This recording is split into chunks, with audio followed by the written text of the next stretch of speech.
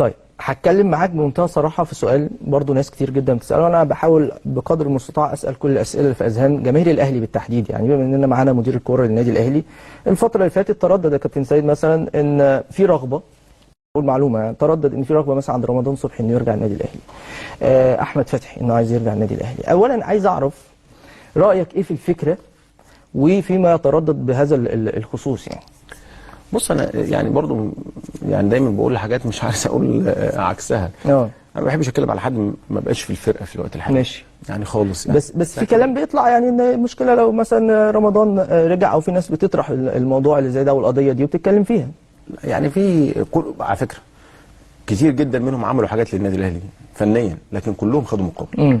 تمام، ومش هقول كده عليهم هم بس، كلهم يعني بما فيهم انا يعني. انا لعبت كوره في النادي الاهلي وخدت مقابل اللعب في النادي الاهلي. اكيد بشتغل مدير كوره وخدت مقابل ان انا بشتغل مدير كوره. فمفيش حد اشتغل ببلاش يعني، مفيش حد اشتغل كده لوجه الله يعني خالص يعني. كله اشتغل وخد مقابل. بس اللي انا متعلمه ان في حاجات ما انساهاش. يعني انا في حاجات ما انساهاش.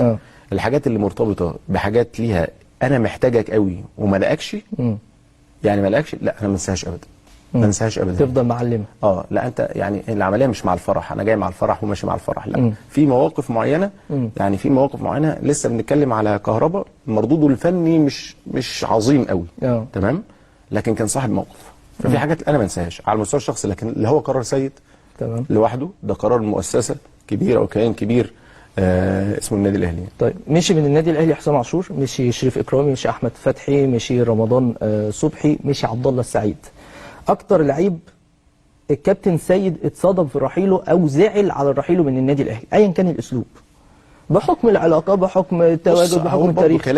هقول كلام واقول لك انا دلوقتي ايه يعني انا ما بزعلش على حد اختار طريقه بايده. حلو. يعني هو اختار طريقه، فانا ما بزعلش على حد. لكن انا مثلا تربطني علاقه قويه جدا باحمد فتحي. عارف.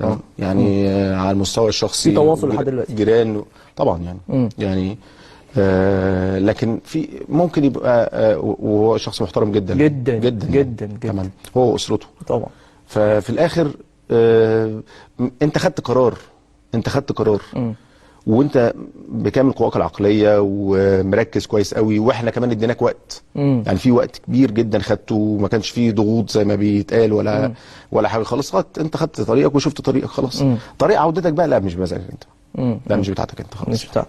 لكن مفيش حد بعينه انت كنت شايف ان يعني صعب قوي انه كان يمشي من الاهلي، او زعلت انه مشي من النادي الاهلي من الخماسي ده بتاعه؟ ما انا لسه اقول لك انا مش هزعل على حد، هو خد قراره. بس عندي حسام عاشور. حسام عاشور شخصيه انا اشوف ان هي ممكن تعاملها مع الموقف ما كانش يعني مش عارف اقيمها لحد دلوقتي. مش قادر تقيمها. مش عارف اقيمها. ولا احمد فتحي.